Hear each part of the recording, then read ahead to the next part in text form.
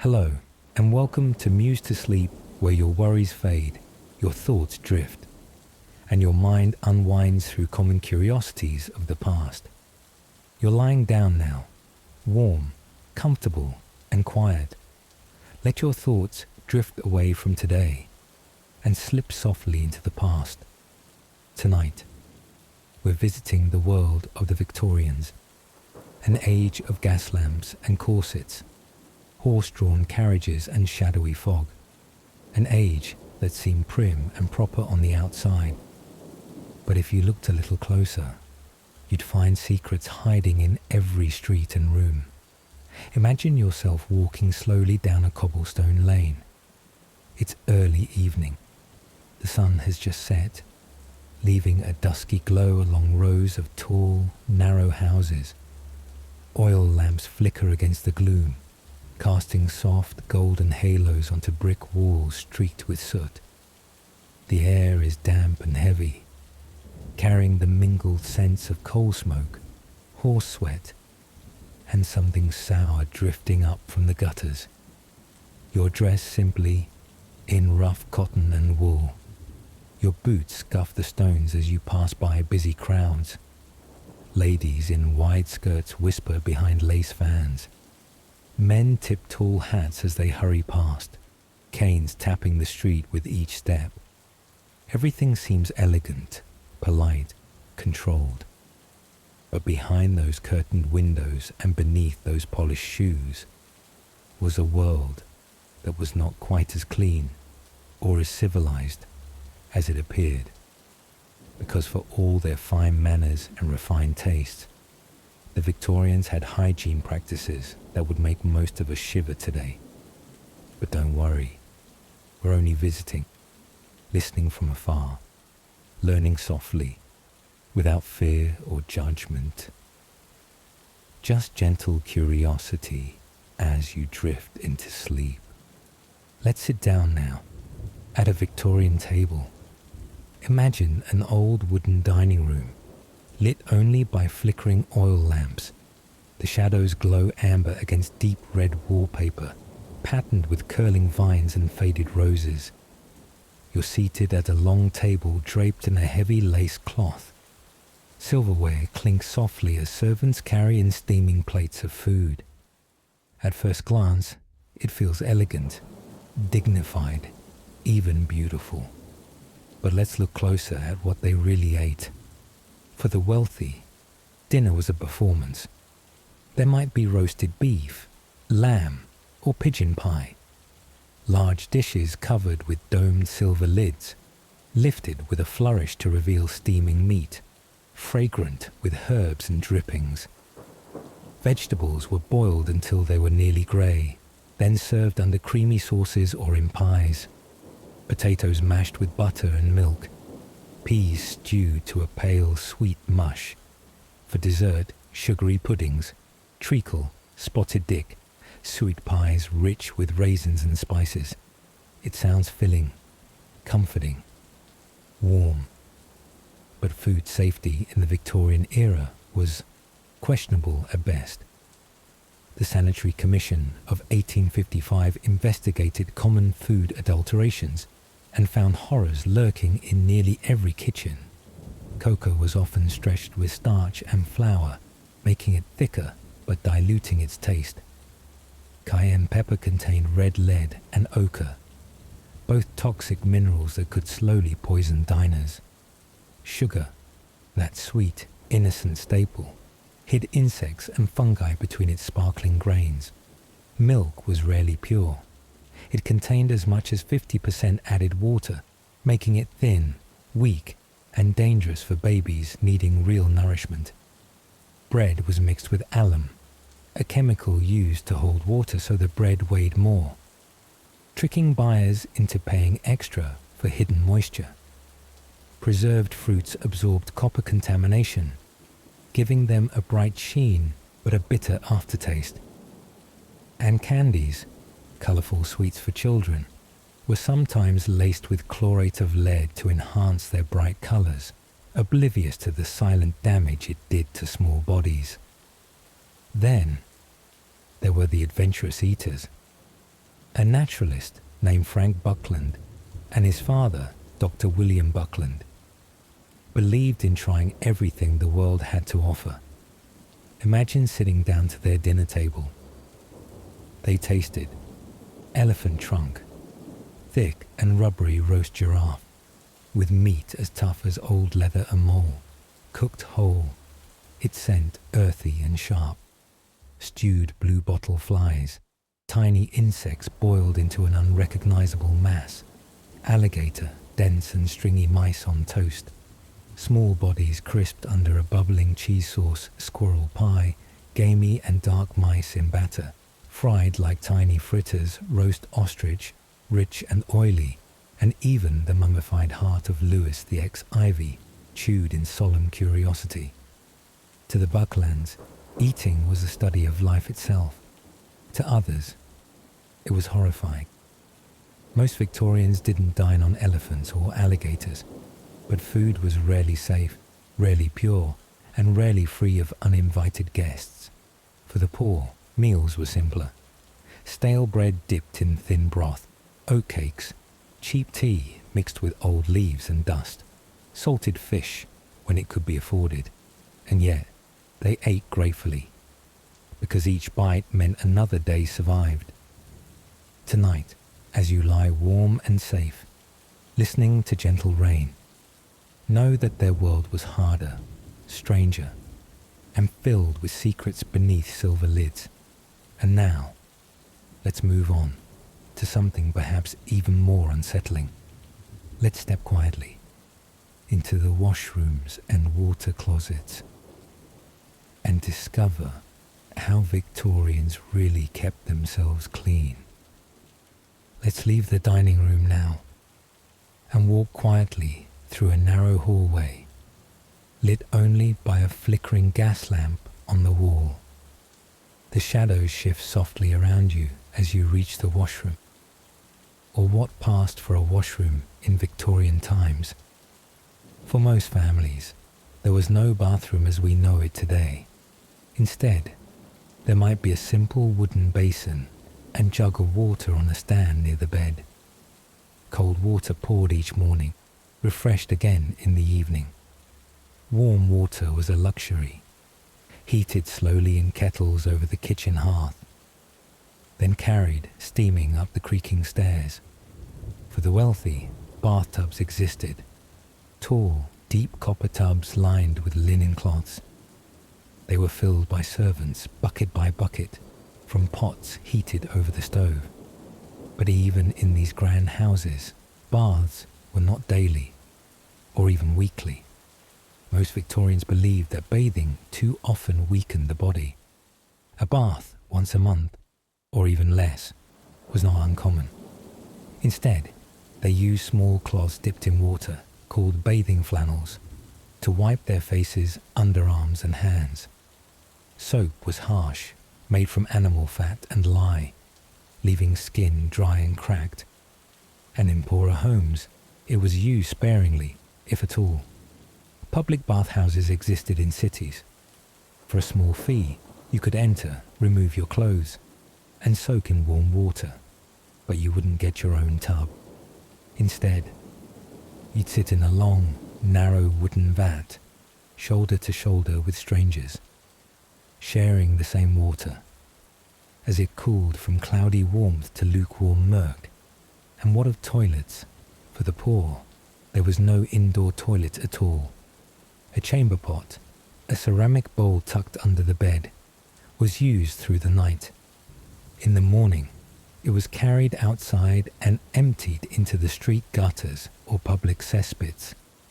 In many areas, an earth closet was built outside, a small wooden outhouse with a hole in the ground, covered in ash or earth, after each use to keep smells at bay.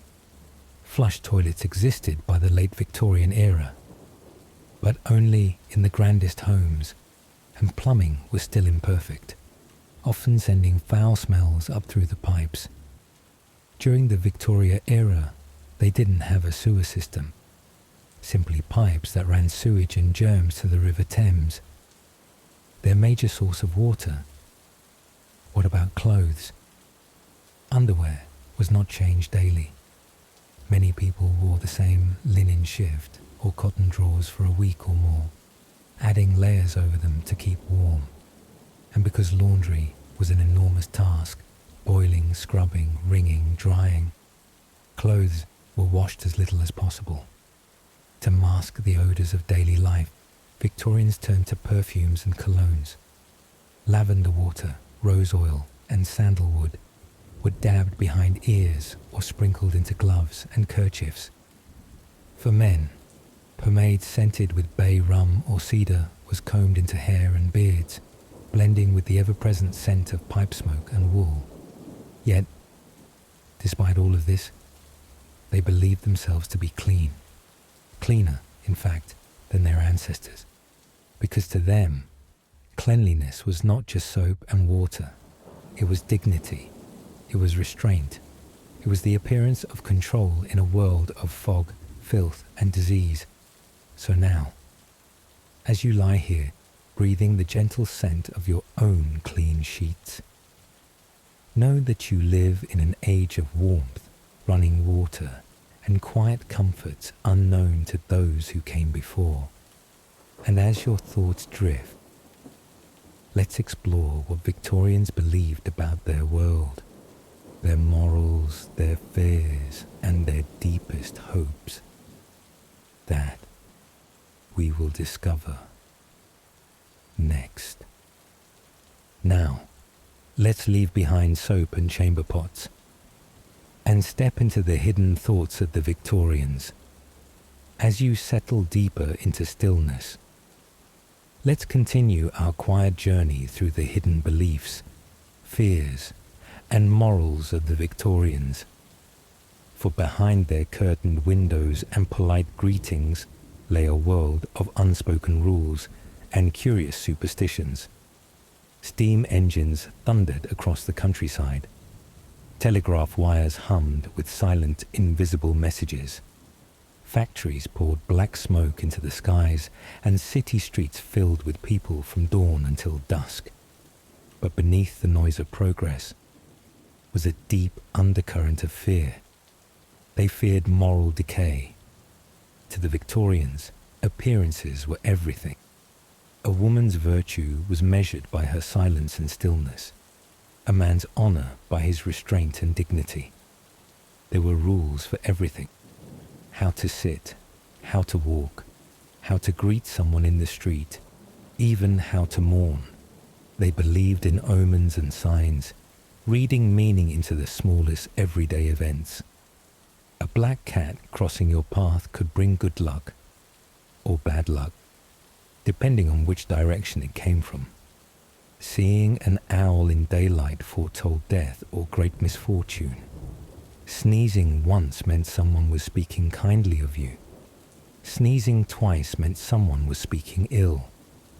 And 3 sneezes in a row meant you would soon receive a gift.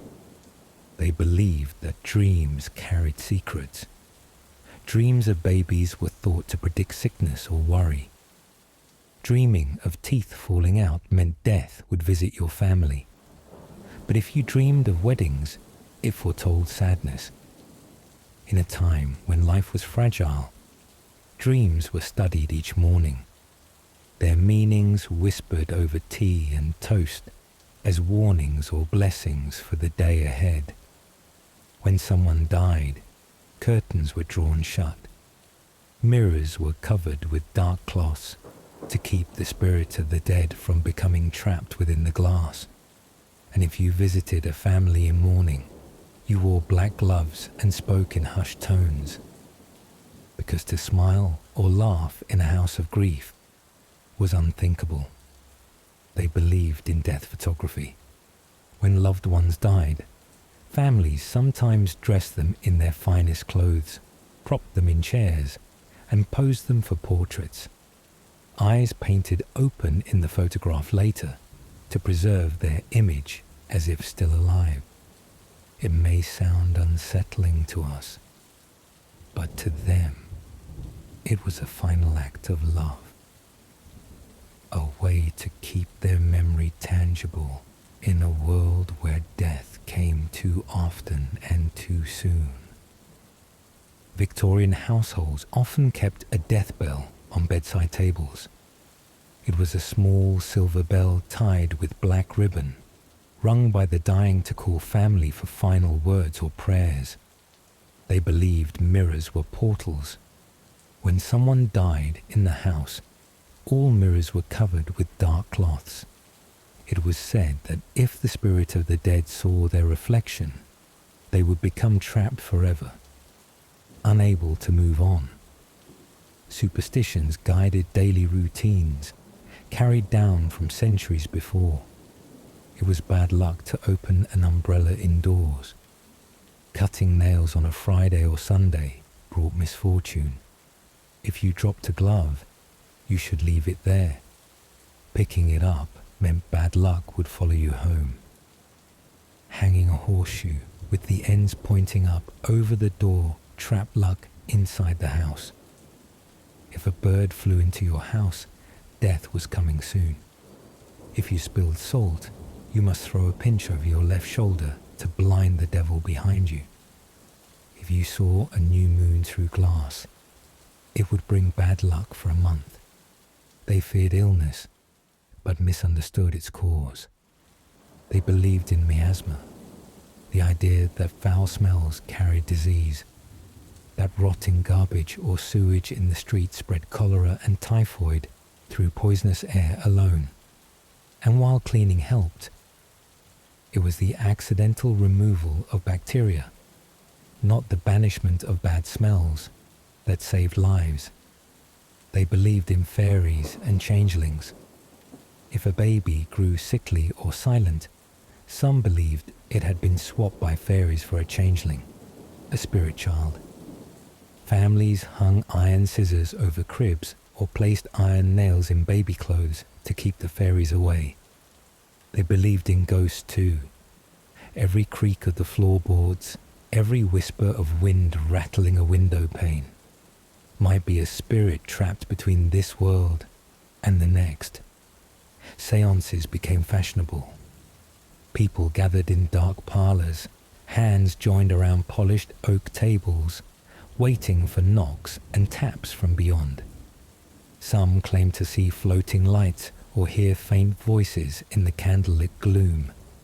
For the poor, beliefs were simpler, rooted in survival. They believed a hot brick wrapped in flannel and tucked into the foot of a bed could keep illness away. That drinking gin with a slice of lemon would ward off fevers. That a sprig of rosemary pinned inside a dress would protect against evil spirits in crowded streets.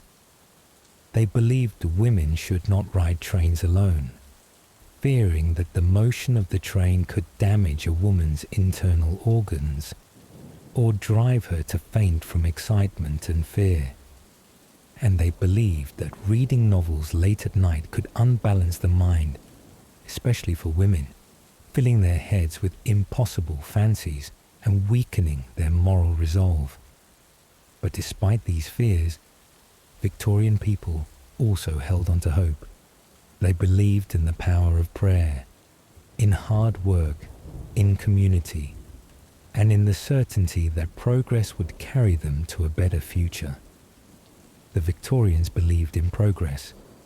They built railways, laid telegraph cables under oceans, and invented machines to clean clothes and warm rooms. But they also believed in the old ways, charms, folk remedies, and silent prayers whispered into the dark. So tonight, as your thoughts drift through these old shadows, know that you are safe from curses and omens, free from the weight of corsets, the scrape of starched collars, the cold basins of water at dawn, that your dreams carry no doom, only stories from a world long gone, whispering gently to guide you deeper into sleep. Before you drift fully into sleep, let's visit the world of Victorian fashion, a world of lace and silk, but also of pain, danger, and quiet discomfort. hidden beneath elegant appearances. Victorian fashion was beautiful, but it came with oddities and risks. For women, the day began with layers. First, a linen chemise, a simple underdress to keep sweat and skin oils off the expensive garments above. Then came the corset. It was laced tightly around the torso, cinching the waist to achieve the desired hourglass figure. A fashionable waist measured 18 to 20 inches, smaller than the average modern child's. Corsets weren't just uncomfortable. They could deform ribs, compress organs, and cause fainting. In extreme cases, prolonged corset use led to misaligned spines and weakened abdominal muscles. Yet, to the Victorian woman, a corset was essential, a sign of discipline and moral uprightness. After the corset came petticoats, multiple layers of linen and horsehair crinoline to fluff out skirts. And then, the dress itself, wide at the hips, narrow at the waist, with sleeves ballooning out and skirts trailing on the dusty streets. Walking was an exercise in patience and precision. Climbing stairs required gathering armfuls of skirts to avoid tripping. And beauty. Beauty carried its own quiet dangers. Victorian women sometimes wore mouse skin patches to emulate fashionable beauty marks. Tiny pieces of mouse fur were cut and shaped into hearts, stars, or circles, then glued onto the face to cover scars, blemishes, or pockmarks left by illness. To them, these little velvet shapes added mystery and charm, but to us, it seems strange. To carry a piece of mouse on your cheek to feel lovely. Their makeup held dangers too. Face powders often contained lead, which whitened the skin but slowly poisoned the body, causing headaches, muscle pain, stomach distress, and, over time, a ghostly grey pallor that no powder could conceal. Some rouge and lip tints contained mercury sulfide, creating a brilliant red, while damaging nerves and organs with each application. They did not know the risks. They only knew that pale skin meant wealth, and a touch of rouge meant life and health in a world often marked by illness. Men, too, had their own burdens. They wore stiff, starched collars that cut into their necks if they turned too quickly. Some collars were detachable, held in place with brass studs. These were scrubbed daily to remain bright white, a symbol of cleanliness and status. Their coats were tailored to fit snugly at the chest and waist, with tails sweeping behind them. And their trousers were held up with braces, early suspenders, tight across the shoulders. Hats were essential. A gentleman's outfit was incomplete without a bowler, top hat, or flat cap, depending on his class and occupation. But fashion had its dangers too. Some women's dresses were dyed with arsenic-based green pigments, which absorbed through the skin, causing sores, vomiting, and even death over prolonged use. Fabrics were highly flammable. Full skirts brushed too close to fireplaces, candles, or oil lamps could ignite instantly, wrapping the wearer in flames before anyone could react. And yet, they continued to wear them, because to dress well was to be seen as respectable. To be poor was to be ignored. But to be poorly dressed was to invite judgment, gossip, and shame. Even shoes were impractical.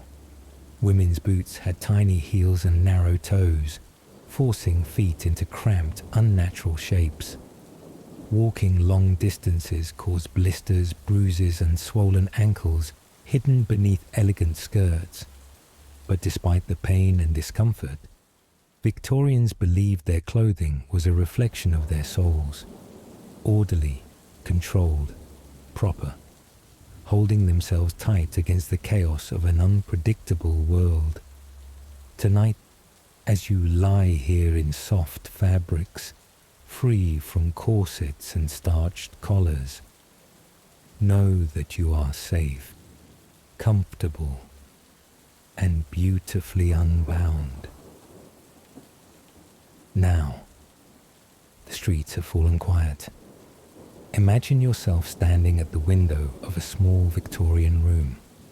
Outside, the narrow lanes glisten with fresh rain, oil lamps casting golden halos that reflect on wet stone. The last carriage has rattled away, and only the soft drip of rainwater echoes in the silent darkness. You are warm and safe inside, wrapped in a thick woolen blanket, resting on a simple cotton pillow stuffed with feathers. The air smells faintly of wood smoke, lavender water sprinkled onto linens, and the cool, clean scent of rain drifting in through a cracked window. A small oil lamp flickers by your bedside. Its glow lights the carved edges of a wooden wardrobe, the iron latch on the washstand basin, the embroidered roses on the fabric curtains swaying gently in the evening breeze. You hear a distant church bell toll. 12 deep, slow notes, each one softer than the last, until silence returns, folding itself around you like another blanket. There is nothing you must do tonight. No corset to lace, no boots to button, no coal stove to light, or heavy petticoats to slip over your head. Here, there is only warmth, only quiet, only the hush of a world long gone, remembered now in gentle shadows and sleepy echoes. Imagine the streets at midnight, cobblestones slick with rain, curtains drawn tight against the cold, windows glowing softly with lamplight. All the busy markets closed, all the trains resting silent in their stations, all the grand houses and humble rooms wrapped in peaceful darkness. Your mind can drift wherever it wishes now. Down long foggy streets lit by gas lamps, through quiet parlors lined with lace and ticking clocks, into the secret thoughts of those who came before you, and finally, into the stillness beyond dreams. You are safe here, held gently in the hush of sleep. No poison powders, no stiff collars, no harsh rules or hidden fears. Only rest, deep and warm, until morning returns with its gentle light. Sleep now. Let the rain sing you to rest, and let the stories of the past fade softly into silence. Good night.